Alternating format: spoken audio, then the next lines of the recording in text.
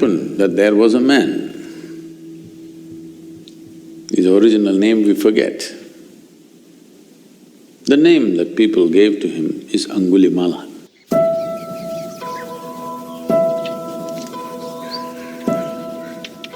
Something happened to him. He felt the society has been unfair to him, became an angry man. You know, when you're young, you think everything is unfair to you. So he became very angry with the society and he took a vow, this town which has been unfair to him, he is going to kill 101 people. 101 people he will kill and he will cut each one of their thumb and wear it as a rosary around his neck, a garland of fingers or thumbs. So he went about doing this. People were terrified to go this way. He is housed in a jungle, but this is the pathway to go to many other places. People got killed. Over a few years, he killed 100 people. He just wants one more to satisfy his lust. So one day, Gautama Buddha came to this town. So by now, because he's wearing a garland of these fingers, they called him Angulimala. That means one who wears fingers as his garland. He just needs one more finger for him to complete his vow.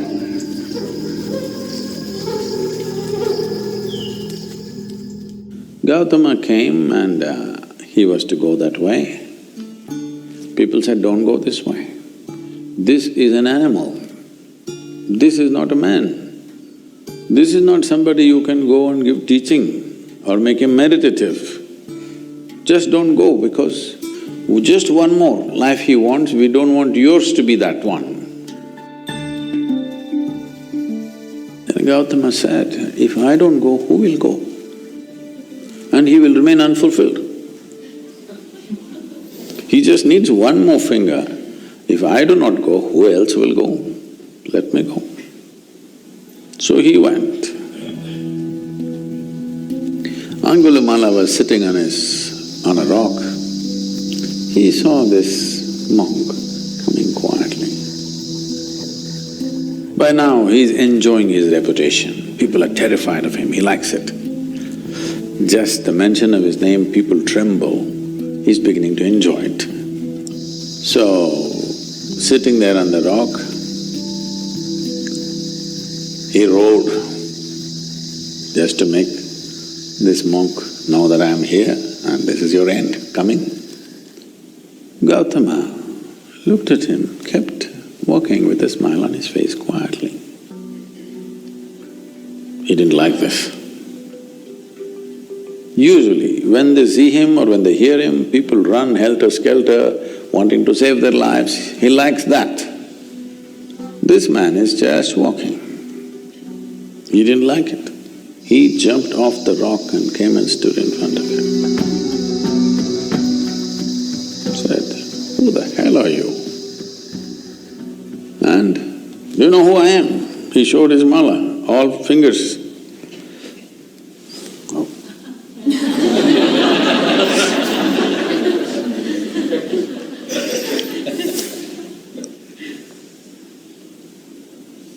And, you know about me? Gautama said, well, I've heard a lot about you. What about it? And he kept walking. Where do you think you're going? You still going when I'm talking to you? Gautama said, I stopped going long time ago. My going stopped long time ago. I have arrived.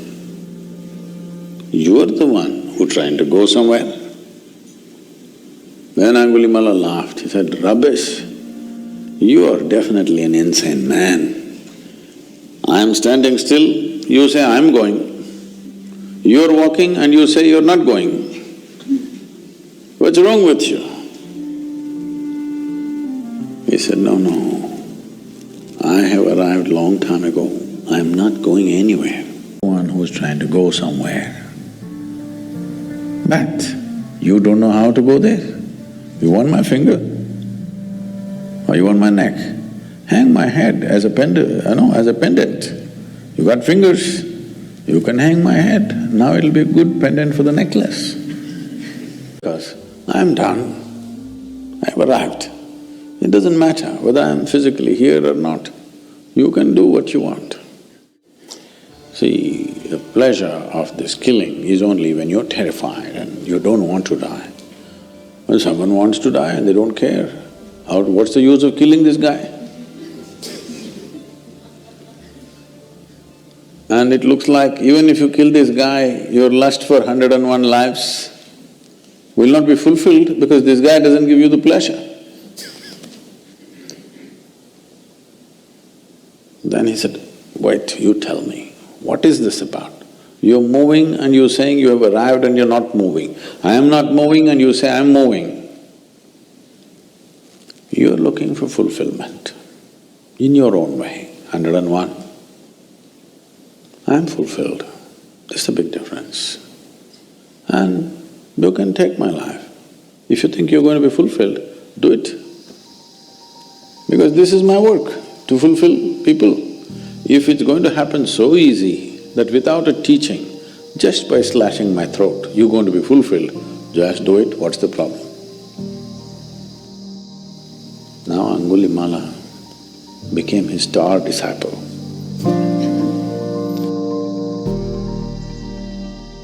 Then Gautama said, you must go into the town from which you have killed 100 people. In a small town, 100 people means almost every family has lost somebody to this man. So he made him into a monk. Gautama's monks were called bhikkhus. Bhikkhus means beggars, literally. So he gave him an yellow cloth and a begging bowl. He said, go, look for some food in the town.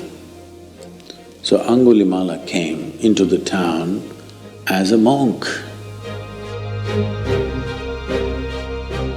People saw this and they were terrified, they don't know why he has come. They all went and stood on their terraces because they are afraid what he will do. Then when they saw he's become tamed, he's not the same fierce man, then they started throwing stones at him because each family has lost somebody to him. So he continued, stones hit him, he was bleeding all over. Then when it became, stone throwing became little in excess. Then Gautama came in, asked the people to stop and said, this is not the same man. This man is an extension of me. You're throwing stones at me. Just stop. There's no point killing this man because this man in a very hard way has come to realization. You can't waste this man now by killing him. And Angulimala became, as I said, a star disciple, went all over the country spreading Buddha's way of teaching, living and knowing. So it doesn't matter what kind of fulfillment you're looking for. You think it will happen with education, or at least you thought. The moment you got educated, you felt like a fool. If I don't have a job, what is the use of this education? You got a job, you felt great. Then after some time you felt like a fool. What do I do with this money if I don't find that my dream man or dream woman? That happened. After some time you felt like a fool. This goes on. The desire is simply to expand, that's your desire. If you choose physical, material ways to expand, you can go that far, or that far, or that far. But still there will be desire, yes? If I make you the king of this planet, you will look at the other planets. If I give you the solar system, you will look at the galaxy. If I give you one galaxy, you will look at the other galaxies. Now, what you're looking for is not this or that, you're looking for expansion. If you look at it consciously, you will become yoga. Yoga does not mean twisting and turning. You will come to union with the rest of the creation. If you do it unconsciously, it becomes compulsive desire, that's all.